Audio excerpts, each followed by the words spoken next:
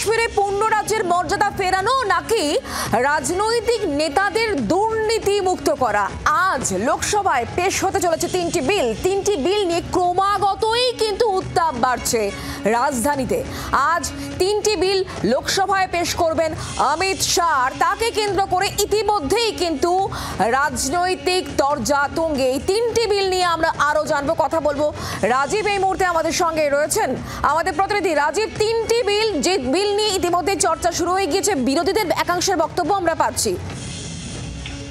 দেখো, তিনটি গুরুত্বপূর্ণ বিল আজকে পেশ করতে চলেছে কেন্দ্রীয় সরকার এবং লোকসভায় সেই বিল পেশ হবে। তবে শুরুতেই তোমাকে জানিয়ে রাখি যে এই বিলগুলি এমন একটা সময় পেশ করা হচ্ছে যখন বাদল অধিবেশন শেষ হতে চলেছে। আগামীকাল বাদল অধিবেশনের শেষ দিন, তার আগে আজকের দিনটিতে সরকার বেছে নিয়েছে। এই তিনটি বিল আজকে কেন্দ্রীয় স্বরাষ্ট্রমন্ত্রী অমিত শাহ তিনি লোকসভায় প্রথমে পেশ করবেন এবং রাজ্যসভায় যদি অধিবেশন চলে তাহলে পরবর্তীতে রাজ্যসভাতেও তিনি পেশ করবেন। তিনটি বিলের মধ্যে সব থেকে বেশি এবং গুরুত্বপূর্ণ যে বিলটি রয়েছে তার মধ্যে রয়েছে যে কোনো মন্ত্রী বা মুখ্যমন্ত্রী কোনো রাজ্যের, তাদের বিরুদ্ধে যদি গুরুতর কোনো অভিযোগ হয় এবং যদি তারা গ্রেফতার হন এবং 30 দিন তারা হেফাজতে থাকেন, তাহলে 30 দিনের মধ্যেই তাদের ইস্তফা দিতে হবে। 31তম দিনে তাদের পদ থেকে সরিয়ে দেওয়া যাবে, এমন একটি বিল, এমন একটি আইন প্রস্তাবিত আনা হচ্ছে। এবং সেক্ষেত্রে একেবারেই যদি বলা হচ্ছে যে প্রধানমন্ত্রী থেকে মুখ্যমন্ত্রী থেকে যে কোনো মন্ত্রী তারা 30 দিন যদি হেফাজতে থাকেন, তার পরবর্তীতে 31তম দিনে তাকে পদ থেকে সরিয়ে দেওয়া যাবে। এবং গুরুতর মামলার ক্ষেত্রে বলা হচ্ছে যে সমস্ত অভিযোগে 5 বছর বা তার বেশি সাজা হতে পারে, এমন মামলায় অভিযুক্ত হলেই এই পদক্ষেপ করা যাবে। বিরোধী রাজনৈতিক দলগুলির সঙ্গে আলোচনা না করে, সর্বদল বৈঠক না ডেকে এমন একটি আইনের প্রস্তাব আনার প্রতিবাদে বিরোধীরা তারা সরব হয়েছেন এবং তাদের অভিযোগ, স্পষ্টতই অভিযোগ, যে কেন্দ্রীয় যে সমস্ত এজেন্সিগুলি রয়েছে তাদের কাজে লাগিয়ে আরও কেন্দ্রীয় সরকার, বিজেপি সরকার, তারা বিরোধী শাসিত রাজ্যগুলিকে দখল করবে রাজনৈতিকভাবে। এই কারণেই এই বিল আনতে চলেছে, গুরুতর এর বিরোধিতা করা হচ্ছে। এছাড়াও দুটি বিল রয়েছে, একটি রয়েছে জম্মু কাশ্মীর পুনর্গঠন বিল রয়েছে, সেই বিলে কি থাকছে এখনো পর্যন্ত তা স্পষ্ট নয়। এবং আরো একটি বিল রয়েছে, এই সংবিধান সংশোধনী সহ মোট 3টি বিল আজকে পেশ হতে চলেছে লোকসভায়। এবং সেই বিলগুলি লোকসভায় পেশ হওয়ার আগে থেকেই কিন্তু একেবারে বলা যেতে পারে জাতীয় রাজনীতি সরগরম হয়ে উঠেছে। রাজীব, ধন্যবাদ আমাদের সঙ্গে টেলিফোন লাইনে থাকার জন্য। আমরা কথা বলবো, রাজনৈতিক বিশ্লেষক আমাদের সঙ্গে রয়েছেন সুমন ভট্টাচার্য। সুমন দা, যে বিল নিয়ে ইতিমধ্যে জোর চর্চা শুরু হয়ে গিয়েছে, এখানে দুর্নীতি মুক্ত এটাই কি ফোকাস, নাকি বিরোধীরা যেমনটা বলছে এর মাধ্যমে তো যে কোনো রাজ্যের সরকারকে একেবারে সরাসরি উৎখাত করে দেওয়া যাবে? দেখুন, এই বিশেষ করে আমাদের মনে রাখতে হবে যে বিরোধী নেতাদের মধ্যে, এমনকি মুখ্যমন্ত্রীদের মধ্যেও এই ধরনের একাধিক ঘটনা ঘটেছে। ঝাড়খণ্ডের মুখ্যমন্ত্রী হেমন্ত সোরেনের কথা আমি আপনাকে মনে করিয়ে দিতে চাই, বা দিল্লির প্রাক্তন মুখ্যমন্ত্রী অরবিন্দ কেজরিওয়ালের কথা মনে করিয়ে দিতে চাই। তাহলে কি অমিত শাহর এই বিল আসলে বিরোধী শীর্ষ রাজনৈতিক নেতাদের নিশানা করে তাদের রাজনীতির অঙ্কনের বাইরে ছিটকে দেওয়ার জন্য? এই বিরোধীরা যে প্রশ্নটা তুলছে এটা খুব গুরুত্বপূর্ণ এবং বিশ্বের কোনো দেশেই এটা হয় না। যে দেশটিতে সদ্য নরেন্দ্র মোদী গিয়েছিলেন, যেখানে ব্রিক্স হলো, সেই ব্রাজিলে যিনি বর্তমান রাষ্ট্রপ্রধান লুলা, তিনি দীর্ঘদিন দুর্নীতির অভিযোগে জেল খেটেছিলেন। তারপর তিনি প্রথম জেল থেকে মুক্ত হয়ে এসে রাজনীতিতে পুনরায় প্রতিষ্ঠিত হয়ে আবার বর্তমানে ব্রাজিলের সর্বোচ্চ পদে রয়েছে। তো এই ধরনের আইন থাকলে তো লুলা রাজনীতিতে ফিরতেই পারতেন না।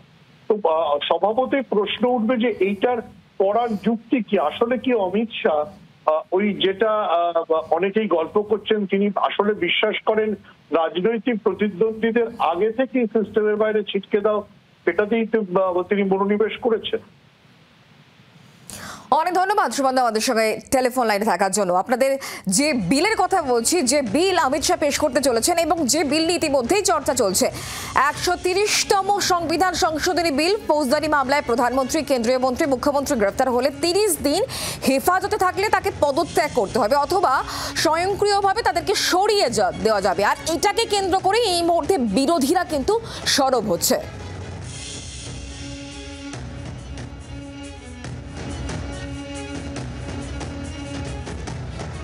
আর এদিকে এই সংবিধান সংশোধনী বিলে বিরোধিতা করছেন কে? অভিষেক বন্দ্যোপাধ্যায়। বিরোধী এবং দেশবাসীর সমর্থন সত্ত্বেও পাক অধিকৃত কাশ্মীর পুনর্দখলের সাহস নেই কেন্দ্রের। ভারতের সার্বভৌমত্ব রক্ষায় কোনো সমাধান করতে পারছে না এই সরকার। ক্ষমতা নিয়ন্ত্রণহীন দায়িত্ব নিয়েই ব্যস্ত। সংবিধান সংশোধনী বিলের বিরোধিতা করছে, ইডিকে দিয়ে বিরোধী নেতাদের টার্গেট করছে কেন্দ্র। গণতন্ত্রকে চূর্ণ করতে চাইছে কেন্দ্র। এই সরকার নিজেকে ভারত বিরোধী বলে প্রমাণ করেছে। পোস্ট করেছেন অভিষেক বন্দ্যোপাধ্যায়। অভিষেক বন্দ্যোপাধ্যায়ের এই পোস্ট এই মুহূর্তে আপনারা দেখতে পাচ্ছেন। আর পাল্টাই বিষয় নিয়ে জগন্নাথ চট্টোপাধ্যায়, তিনি ঠিক কি বলছেন বিজেপি নেতা, তার বক্তব্য শোনাবো। চুরির ভোটে জিতে সাংসদ হয়ে এসব বড় বড় কথা তার না বলাই ভালো। তাকে পাক অধিকৃত কাশ্মীর দেখতে হবে না, তিনি আগে নানুর, সন্দেশখালী, ক্যানিং, দিনহাটা, শীতলকুচি ঠিক করুন। তার রাজ্যে যে কাশ্মীরগুলো হয়ে আছে সেই কাশ্মীরগুলোকে তিনি তার আইন শৃঙ্খলা দিয়ে শান্ত করুন। সেখানে যেন হিন্দু শরণার্থীদের উপর অত্যাচার না হয়, সেখানে যেন হিন্দু বাঙালি ঠিকমতো বেঁচে থাকে। দুধেল গাইদের অত্যাচারে এই ক্যানিং, সন্দেশখালী, দিনহাটা, শীতলকুচি, নানুর, ইলামবাজার এসব জায়গায় মানুষ ত্রস্ত হয়ে আছে। আগে নিজের রাজ্যের এই ছোট ছোট কাশ্মীরগুলোকে উনি ঠিক করুন, তারপরে উনি পাক অধিকৃত কাশ্মীরের ব্যাপারে ভাববেন। বক্তব্য পাল্টা বক্তব্য সামনে আসছে। তবে অভিষেক বন্দ্যোপাধ্যায়ের যে পোস্ট আপনাদেরকে আমরা দেখাচ্ছি, অভিষেক বন্দ্যোপাধ্যায় বিষয়ে সরব হয়েছেন। সংবিধান সংশোধনী বিলের বিরোধিতা তিনি করেছেন। বিরোধী এবং দেশবাসীর সমর্থন সত্ত্বেও পাক অধিকৃত কাশ্মীর পুনর্দখলের সাহস নেই কেন্দ্রে, এ কথাও বলছেন অভিষেক বন্দ্যোপাধ্যায়। ভারতের সার্বভৌমত্ব রক্ষায় কোনো সমাধান করতে পারছে না এই অভিযোগ আনছেন অভিষেক বন্দ্যোপাধ্যায়, এবং সেই সঙ্গে এই বিলের কথাও তিনি কিন্তু উল্লেখ করছেন। বিলের যে তিনি বিরোধিতা করছেন তা স্পষ্ট করে উল্লেখ করেছেন তার পোস্টে অভিষেক বন্দ্যোপাধ্যায়। এমনকি তিনি ইডির বিরুদ্ধে সরব হয়েছেন। ইডিকে দিয়ে বিরোধী নেতাদের টার্গেট করছে কেন্দ্র, এই কথা উল্লেখ করেছেন অভিষেক বন্দ্যোপাধ্যায় তার পোস্টে। গণতন্ত্রকে চূর্ণ করতে চাইছে কেন্দ্র।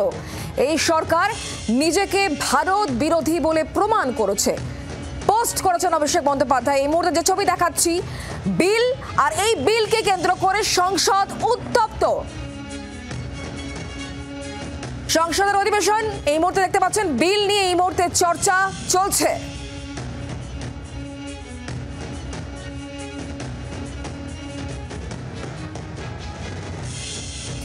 জম্মু কাশ্মীরের পূর্ণরাজ্যের মর্যাদা ফেরানো নাকি রাজনৈতিক নেতাদের দুর্নীতি মুক্ত করা। আজ লোকসভায় যে তিনটি বিল পেশ, সেই বিল নিয়ে কিন্তু ক্রমাগত রাজনৈতিক উত্তাপ বাড়ছে, রাজধানীতে উত্তাপ বাড়ছে। তিনটি বিল আজ লোকসভায় পেশ অমিত শাহের, এবং এই বিল নিয়ে ইতিমধ্যেই চর্চা শুরু হয়ে গিয়েছে। তৃণমূল সাংসদ ঋতব্রত বন্দ্যোপাধ্যায়, তার বক্তব্য শোনাবো। রাজ্যের সরকার কেউ যদি পাল্টাতে চান তা পাল্টাতে পারেন কেবল রাজ্যের জনগণ, রাজ্যের লেজিসলেচার। কেন্দ্রীয় সরকারের কোনো ক্ষমতাই নেই এটা করবার। তাহলে এটা ওরা যেটা করতে চাইছেন, রাজ্যগুলোর কোনো গুরুত্ব থাকবে না, মানুষের কোনো গুরুত্ব থাকবে না, শুধুমাত্র ওনারা ওনাদের পছন্দ মতো এই যে আইন আনবার চেষ্টা হচ্ছে। এই আইনের সব থেকে বড় ভয়ঙ্কর দিক হচ্ছে যে এটা একটা সুপার ইমার্জেন্সি ইম্পোজ করা হচ্ছে।